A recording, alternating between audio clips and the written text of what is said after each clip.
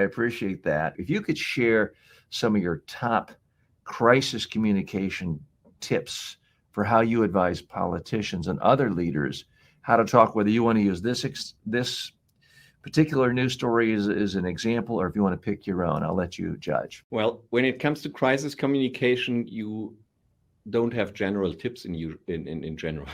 You have to look into every case, into every situation, and every situation is different. What all these wars and crises show is that it's better to talk and to negotiate as long as you can. On the other hand, if you try to negotiate with the devil, you have to be strong. You cannot negotiate with the devil if you have your bare hands. So there are crisis situations. And usually when we work with companies, we talk maybe about the effects of crisis and wars. We have a war right here, 2,000 kilometers away from where I'm standing now.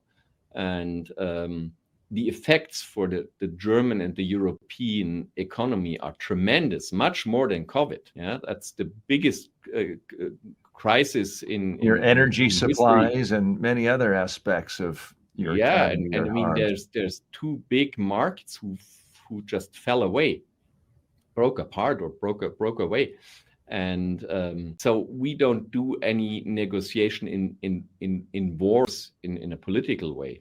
But we're talking about the effects and some tough decisions for companies. And there we have to gather all the necessary information. We have to see the other person's perspective, and then we have to prepare internally before we start any negotiations.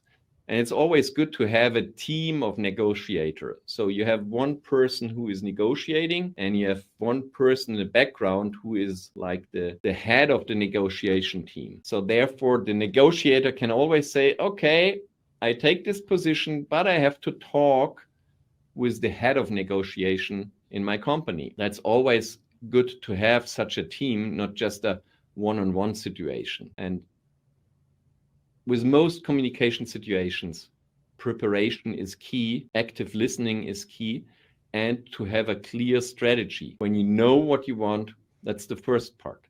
And then also draw a line, how much you could give in this specific situation, how much you can give away from your position to still have an okay agreement for yourself.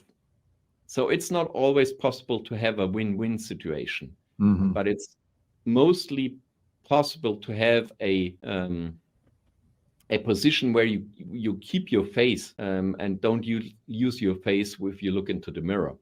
Mm-hmm.